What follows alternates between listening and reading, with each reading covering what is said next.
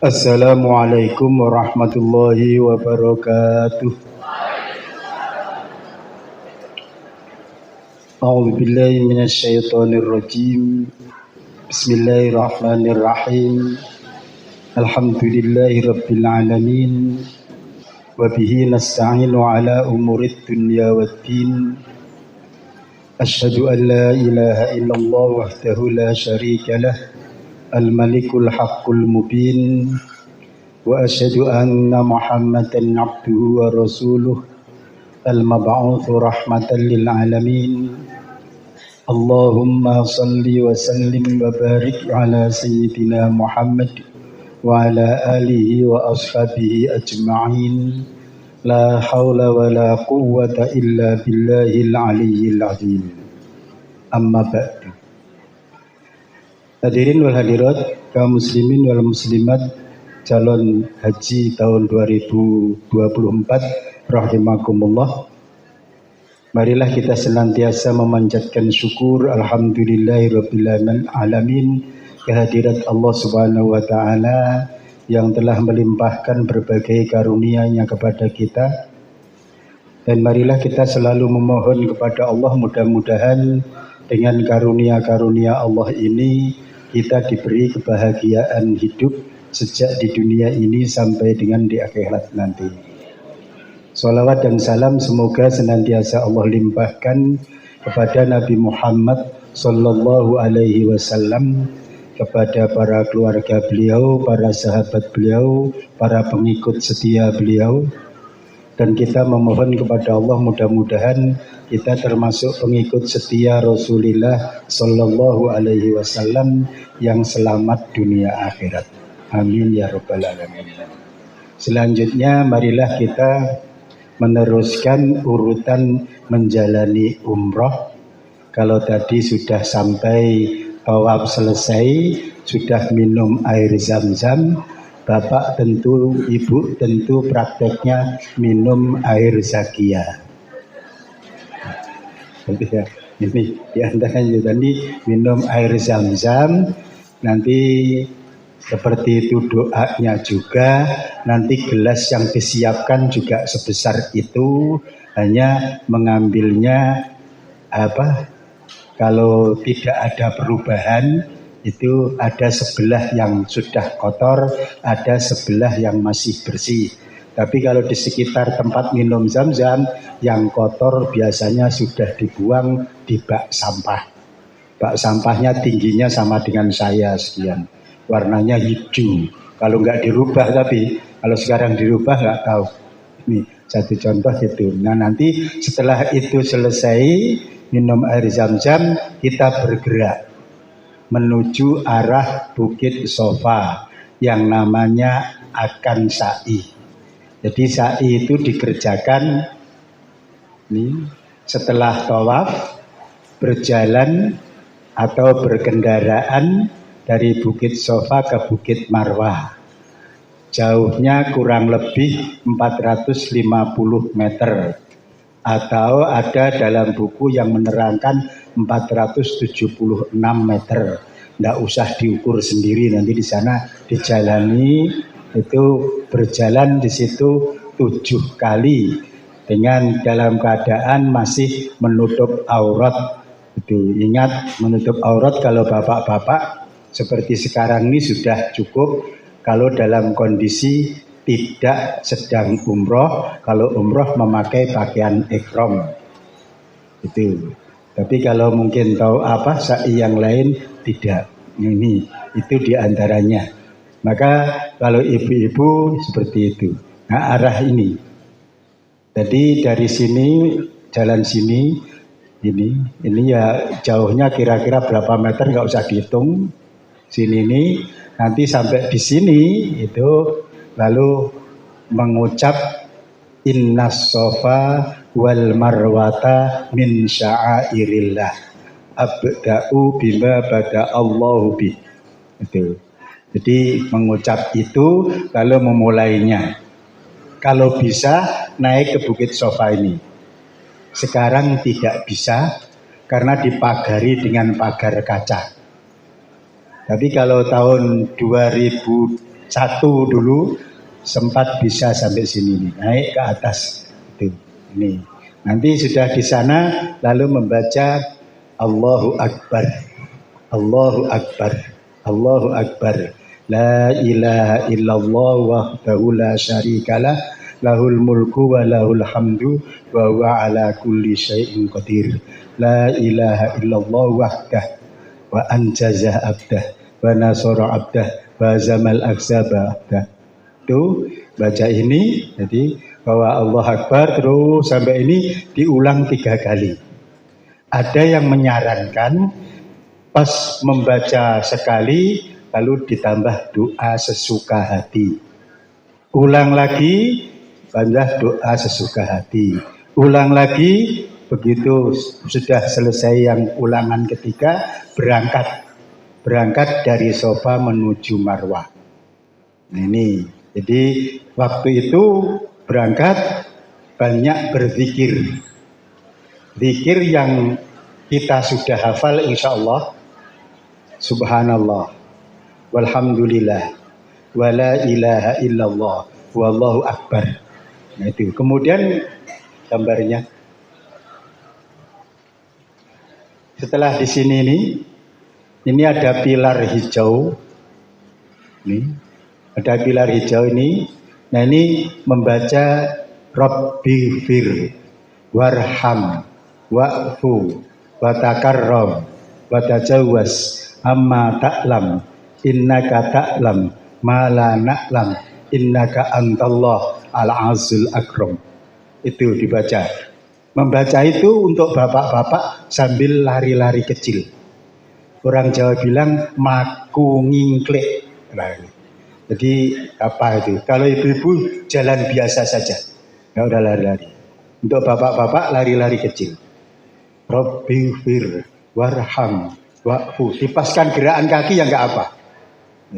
Nah, biasanya itu Rabbi fir warham wa'fu wa takarram wa tazawwas amma ta'lam innaka ta'lam ma la na'lam innaka antallah al-azul akram. Sampai ke batas hijau berikutnya, lalu ke naik sana menuju marwah. Sampai dekat marwah itu membaca lagi innas sofa wal marwata min sa'airillah. Nah ini, nah itu gambar medan sa'inya semacam ini. Ini gambar sekarang atau yang dulu? Nah ini gambarnya ini. Ini tampaknya ambil gambar yang rata, bukan yang satu ya. Yang lantai 1 atau lantai 2? Lantai asli, yang 2 berarti. Lantai 2. Kalau lantai 2 nanti ke sofanya ada rasa naik. Ke marwahnya juga rasa naik. Hanya di marwah nanti kita naik ke batu, batunya paling setinggi ini saja. Setinggi ondak-ondakan ini, dan tampaknya bukan batu asli itu. Waktu saya pernah ke sana itu waktu itu sedang dicat warna batu. Gitu. Nah ini satu di antaranya itu di sana nanti muter menghadap menghadap kiblat lagi, lalu mengucap yang tadi itu Allahu Akbar, la ilaha illallah wahdahu la syarikalah, lahul mulku wa lahul hamdu wa huwa ala kulli syai'in qadir. La ilaha illallah wahdah sadaqa wa'dah wa nasara abdah wa zamal aksaba wa'dah. Terus itu diulang 3 kali. Waktu pertama selesai diiringi doa. Monggo doa apa? Hanya saja pesan Pak Guru saya dulu, kalau awal berdoa jangan lupa kepada kedua orang tua. Walaupun kita sudah tua, dulu punya orang tua. Itu. Nah ini contoh ini karena apa? Kemungkinan kita sampai sana itu termasuk dulu didoakan orang tua. Sebab orang tua dulu kadang-kadang ya wis ben aku rung iso kaji, muga-muga anakku besok iso kaji. Nah, itu antara lain itu, maka ya tetap kita doakan gitu. Nah kemudian semuanya itu nanti 7 putaran, tapi dari sini 1, 2, 3, 4, 5, 6, 7 selesainya di marwah. Nah itu selesainya di marwah. Maka kalau sudah selesai di Marwah, itu berarti sa'i selesai, otomatis tahalul. Lalu boleh ditandai dengan memotong rambut. Motong rambut ini, motong diri sendiri dulu. Kalau memang tidak, ya minta tolong orang lain. Tapi yang dimintai tolong itu sudah selesai sa'i, atau memang dia tukang cukur. Jadi keluar lalu itu. Nah ini, begitulah. Jadi umroh selesai. Nah setelah selesai, sudah tahalul, kembali ke hotel, berganti pakaian biasa. Lalu dipersilahkan situ untuk menunggu musim haji. Nah, inilah, jadi semacam itu umroh selesai. Nah karena sudah selesai, waktunya masih ada, nah, ini mau diapakan gitu loh. Nah mungkin kata Pak Zen, mungkin ada tanya jawab. Ini monggo kalau ada. Kalau tidak ada kebenaran, biar tidak membuat saya ngeredek gitu. Monggo Pak. Yang belakang dulu itu dulu.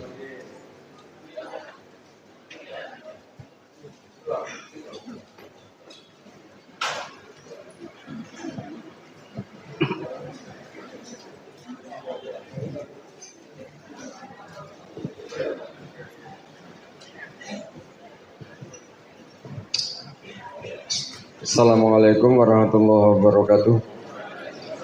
Matur nuwun wektalipun badhe nderek pirsa Yai.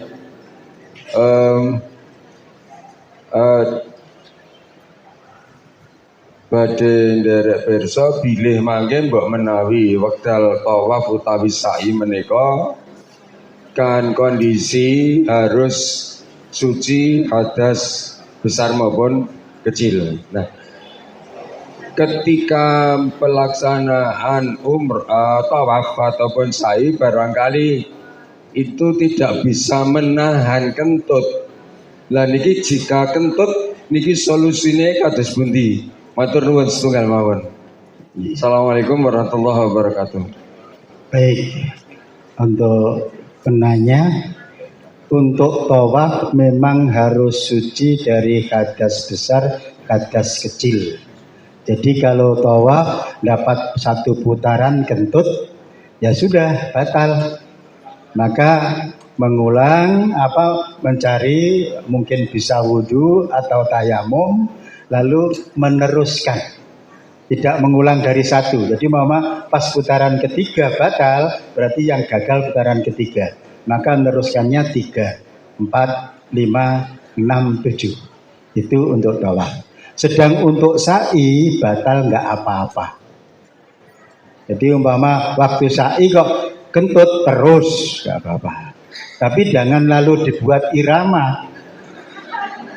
Satu putaran pertama kentut sekali. Putaran kedua kentut 2 kali. Nggak boleh. Walaupun itu tidak salah.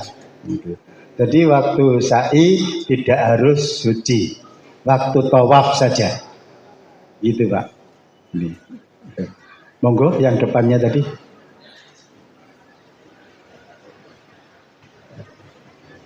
Assalamualaikum warahmatullahi wabarakatuh. Mau tanya Ustaz, untuk niat haji sama niat umroh itu yang perbedaannya gimana Ustaz? Untuk kalau kita yang belum umroh kan pertama itu harus niat haji dulu atau umroh dulu? Iya. Maka kalau hajinya kita haji tamattu, itu niatnya umroh dulu. Labbaika umratan. Labbaik Allahumma umratan. Itu. Nanti setelah umroh ini selesai, tunggu waktu. Jadi kalau kita nanti gelombang pertama, lalu kloter pertama, nah itu berangkat dari Indonesia kan langsung ke Madinah. Di Madinah kira-kira katakanlah dimurai saja 10 hari. Lalu berangkat umroh.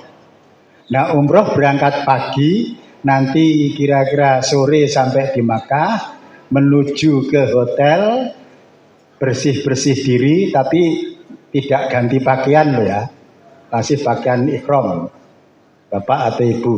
Nah, sudah itu ke belakang dan lain sebagainya, sudah siap, lalu nunggu komando dari ketua kloter tawafnya jam berapa. Katakanlah tawafnya ba'da isya, maka berangkat tawaf itu suci kondisinya. Itu masih dalam lingkaran umroh. Nah, nanti tawaf selesai, lalu sa'i selesai, tahallul, nah baru pulang ke hotel, berganti pakaian dan lain sebagainya, menunggu jadwal haji. Kalau kloter pertama, gelombang pertama itu menunggunya lebih dari 10 hari. Karena menunggu tanggal 8 Dzulhijjah.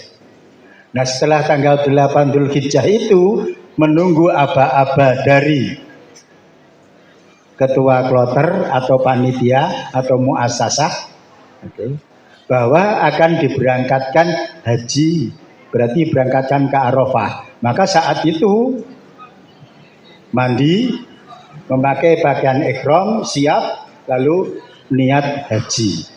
Labbaika hajjan atau labbaika Allahumma hajjan. Nah, itu niat haji. Nah, itu nanti mengerjakan haji sendiri. Begitu, Pak. Tidak umroh lagi, karena tamattu umrohnya kan sudah selesai. Nah, lalu niat haji. Haji selesai ya sudah. Kalau boleh tinggal pulang. Ini saya contohnya. Jadi begitu tanggal 8 pergi ke Arafah, tanggal 9-nya kan acara Arafah. Nah, malam 10-nya sudah mulai berangkat ke Musdalifah. Ini sampai dengan 10 pagi ke Musdalifah. Di Musdalifah kemudian diteruskan ke Mina. Setelah di Mina melempar jumroh. Setelah melempar jumroh baru ganti pakaian biasa. Itu. Lalu minap di Mina. Besok lempar lagi, minap lagi, lempar lagi, minap lagi, mentar lagi. Nah, haji sudah selesai, tinggal nanti tawaf ifadahnya. Kembali ke Mekah, tawaf itu sudah selesai, beramal sa'i selesai, sudah tahallul kedua, haji selesai. Nah, itu yang haji tamattu. Ini. Kalau yang haji kiron, nah dua-duanya sekaligus. Nah, ini biasanya pelakunya orang-orang penting, pejabat-pejabat itu berangkat terakhir, pulang pertama.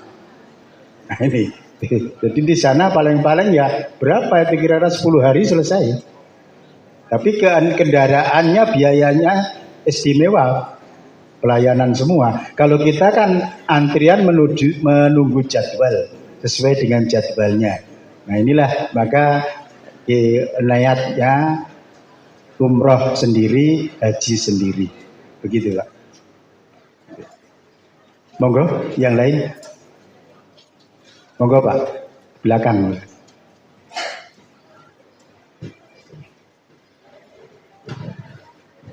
Assalamualaikum warahmatullahi wabarakatuh. Waalaikumsalam warahmatullahi wabarakatuh.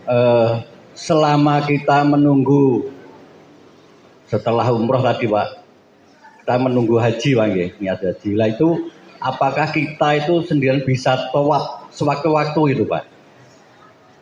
Iya. Untuk tawaf biasa itu, Pak. Maka itu ya termasuk sunnah, apakah masuk masjid itu biasa gitu ya? Iya.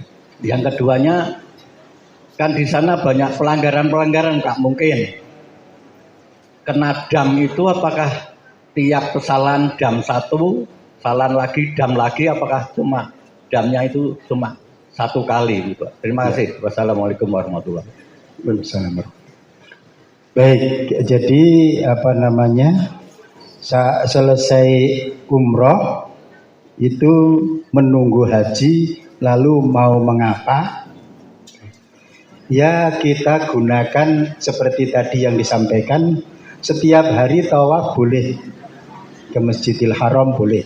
Tapi sekarang ada aturannya atau tidak? Nah, ini. Sebab kemarin ada berita tawaf harus memakai pakaian ihram. Kalau nggak pakaian ihram nggak bisa. Padahal seharusnya itu di tawaf itu sunnah tahiyatul masjid kalau di luar Masjidil Haram. Jadi setiap masjid masuk Masjidil Haram itu sunnah utamanya itu tawaf dulu, baru ikut sholat. Di sana tidak ada tahiyatul masjid. Ini, jadi tawaf itu. Maka kalau kondisinya masih seperti sebelum sebelum COVID, itu setiap datang ke masjid silahkan tawaf. Itu, silahkan tawaf. Nah kalau nanti ada aturan tersendiri, bab setelah COVID ini katanya ada aturan sendiri, biar tidak terlalu berjubel. Bab tidak mungkin tidak berjubel itu tidak mungkin.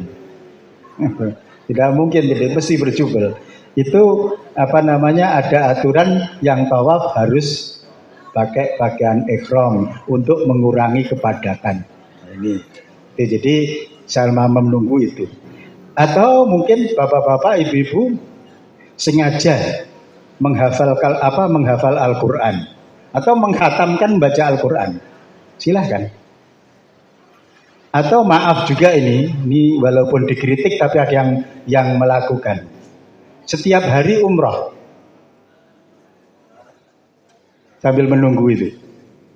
Jadi kan begitu umroh yang ini selesai menuju haji, kita umroh lagi boleh. Waktu tahun 2001 murah kok itu kok.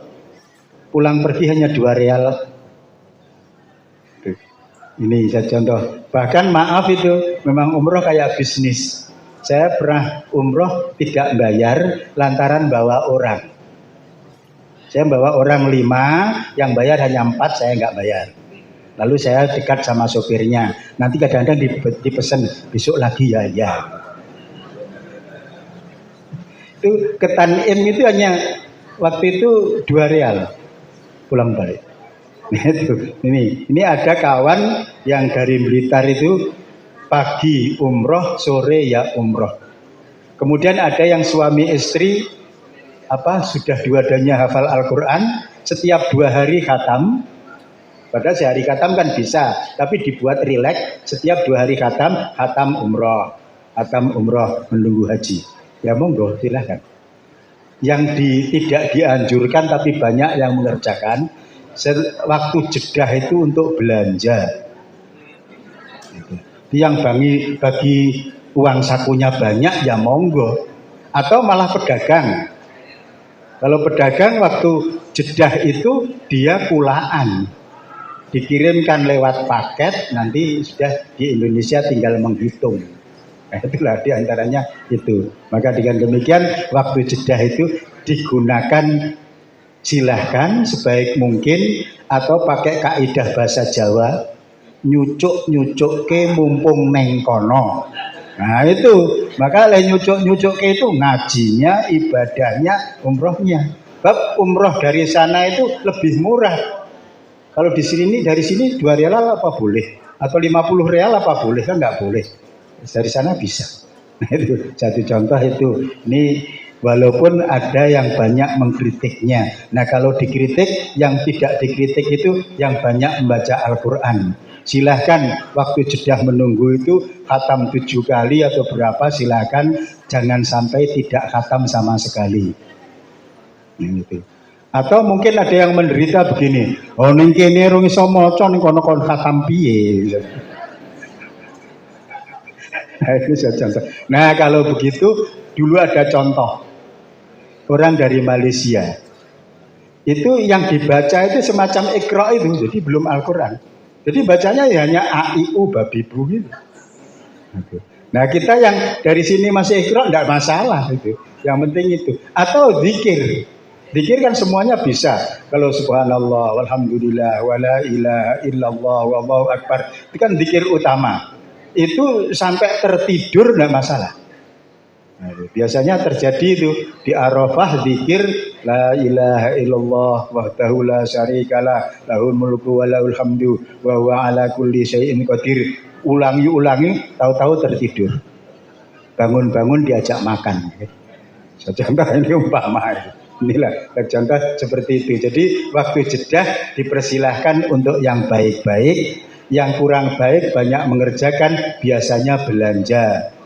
Nah ini karena apa? Mungkin ada yang menarik. Satu contoh, daripada kita ngelangut di hotel, keluar yuk. Nah, akhirnya kan ke pasar. Ya untung sekarang pasar sengnya sudah nggak ada. Kalau dulu pasar seng itu jujukan. Nah, ini sekarang kan sudah nggak ada, agak jauh-jauh itu. Nah, ini itulah begitu. Begitu Pak jawabannya. Monggo, monggo. Dam, ya yang dam tadi itu nanti bisa kita lihat itu kalau dam nusuk itu jelas bayar karena mengerjakan haji tamattu. Kemudian kalau damnya itu meninggalkan wajib haji maka setiap titik kena dam. Satu contoh wajib hajinya bermalam di Musdalifah tidak bisa maka ya 1. Nanti tidak bisa lagi bermalam di Mina kena lagi 1. Tidak bisa melempar jumroh kena lagi 1 gitu. Lalu yang itu. Maka pergi haji uang sakunya yang banyak. Kalau pengen melanggar tapi kalau nggak pengen melanggar ya sudah jaga baik-baik jangan sampai kena dam. Gitu. Ini. Nah yang kecil-kecil seperti rambut kecabut dan lain sebagainya itu sedekah. Sedekah. Jadi sedekah ada yang mengatakan senilai orang makan sehari. Nah berapa real? Atau mungkin 5 real atau 15 real nanti bisa konsultasi kepada pembantu ibadah haji setiap kloter. Setiap kloter itu ada ketua kelompok atau namanya TPHI. Kemudian ada TPIHI, nah itu yang bagian ibadah. Nanti konsultasinya pada itu. Itu ada. Ini setiap kloter. Atau yang lewat KBIH, di KBIH ditemani oleh ustadznya. Bisa tanya di sana. Nanti bisa ditata, bisa diatur bagaimana caranya membayar dam. Itu. Kalau yang jelas dam nusuk karena mengerjakan haji tamattu itu sekali. Tapi kalau yang meninggalkan wajib haji setiap titik wajib haji. Kalau yang pelanggaran kecil-kecil itu ini diantaranya. Pelanggaran yang paling besar ini khususnya temanten baru. Nah, itu besar itu. Ya, tapi kalau yang kira-kira bapak-bapak masih mengulang temanten baru ya wallahu alam, saya nggak tahu persis. Karena kondisi orang satu persatu kan beda-beda.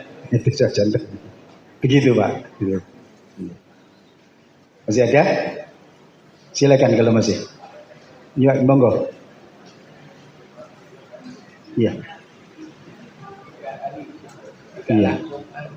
Tidak langsung. Kali itu tiga suku tadi. Iya. Iya. Iya. Jadi untuk melempar jumroh yang pertama Aqobah 10 Dzulhijjah itu hanya 1 jamarot saja, jamarot besar atau Aqobah. Itu. Nah setelah itu baru tahalul pertama. Nah, besoknya melempar ketiga-tiganya. Ula, wusta, Aqobah. Besoknya lagi tanggal 12 Ula, wusta, Aqobah. Nah untuk ini bisa meninggalkan, bisa nambah sehari lagi. Kalau meninggalkan namanya nafar awal, kalau sehari lagi nafar sani, hari yang tanggal ke-13. Itu ula, wusta, Aqobah. Masing-masing 7 kali. Itu ya contoh lemparnya itu. Jadi begitu Pak, jamratnya nanti. Itu pun nanti untuk Indonesia biasanya diberi komando. Jadwal melemparnya jam berapa. Tapi kadang-kadang ada juga yang mencari kesempatan.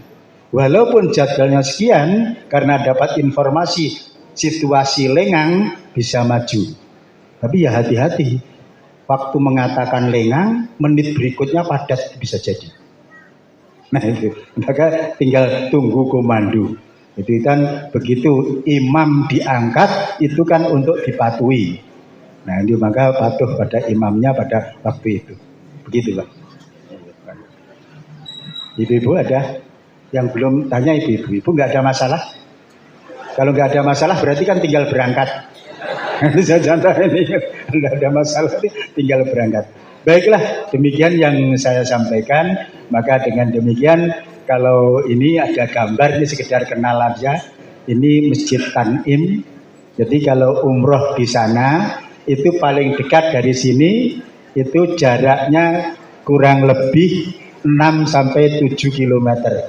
Dari Masjid Tanim ini menuju Mekah. Nanti kalau kita dari Madinah menuju Makkah melewati ini, itu Masjid Tanim itu. Jadi di situ kita mengenalkan saja tentang umroh di sana paling dekat itu. Yang agak jauh Ji'rona, agak jauh lagi banyak itu di antaranya itu. Demikian, billahi taufiq wal hidayah. Wassalamualaikum warahmatullahi wabarakatuh.